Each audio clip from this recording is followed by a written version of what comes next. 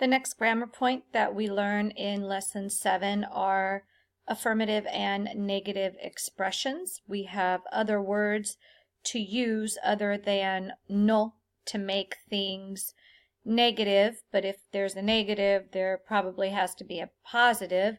So here are two columns of these affirmative and negative expressions.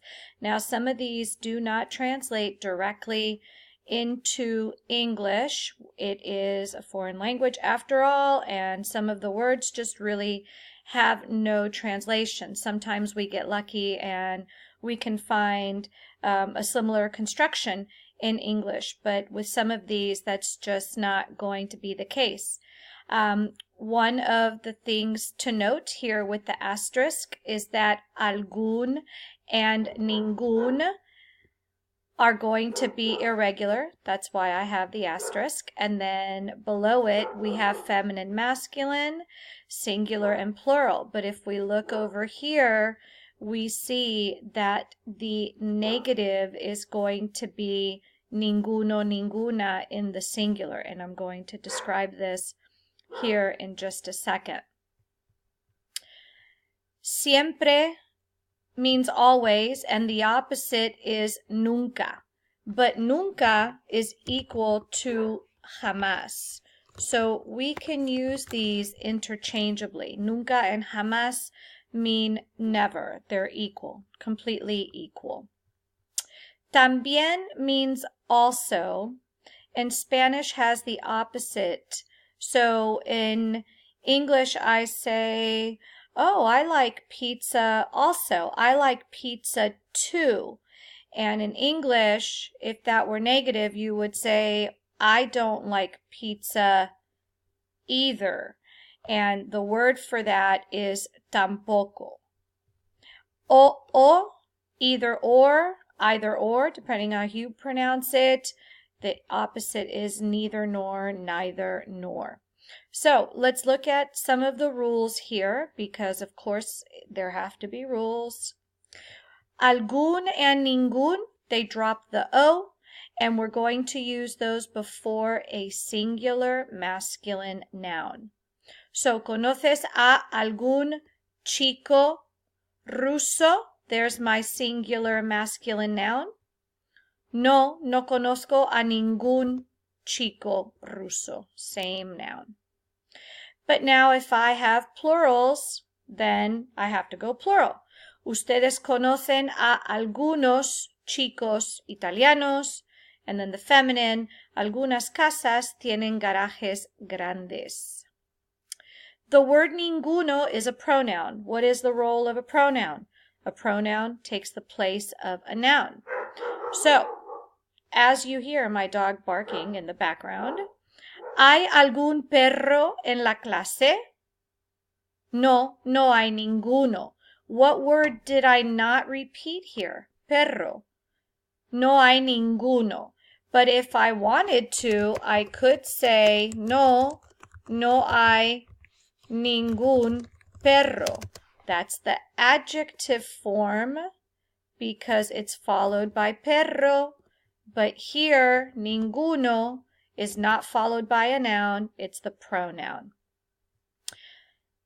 Another irregularity, alguna and algunas can also be a pronoun. So these words can be either adjectives or pronouns. They'll be a pronoun if we don't repeat the noun. So, question, ¿hay algunas chicas rubias en la clase? Sí, hay algunas chicas rubias. That's the adjective form. But I could use the pronoun, sí, hay algunas. Now, this is a logical statement. If we think about this, you can't have the plural of nothing, right? So, watch how everything goes singular in the negative. En la universidad hay algunos estudiantes alemanes, pero no hay ningún estudiante singular italiano. Algunos estudiantes estudian química, pero nadie, meaning nobody, estudia singular fotografía. So my adjective is singular and that means that my verb has to be singular. Here are some examples.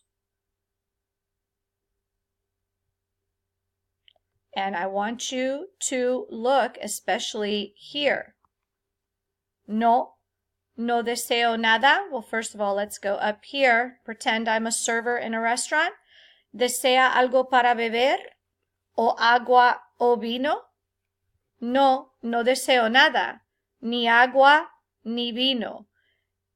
At first glance, there are 3 negatives in that sentence. And then the next sentence has 2 negatives.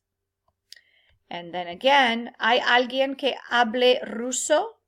No hay nadie que hable ruso. It's okay to have 3 negatives in a sentence in Spanish. Where do these words go? So, we have 3 spots. Spot 1, 2, or 3. Number 1 spot. Put your negative word before the verb. Mario nunca va al cine. Va is the verb. Put your negative word after the verb. But if you do that, you have to put a no in front of the verb. I call it wrap your verb with negativity. Mario no va nunca al cine. Or you can put it at the end of the sentence, but again, you have to put a no before the verb. Mario no va al cine nunca. Okay, we have 2 more negatives here, contrary words. Pero means but, and sino means but rather, or on the contrary. If we're going to use sino, you have to have a negative at the beginning of the sentence. So, look at my example. Me ducho por la mañana, pero Ryan se ducha por la noche. I shower in the morning, but Ryan showers at night. No negativity there, it's just a but, right?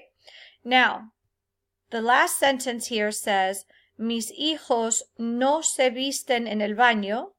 My children do not get dressed in the bathroom, so that's negative, but rather, on the contrary, en sus dormitorios, but rather in their rooms.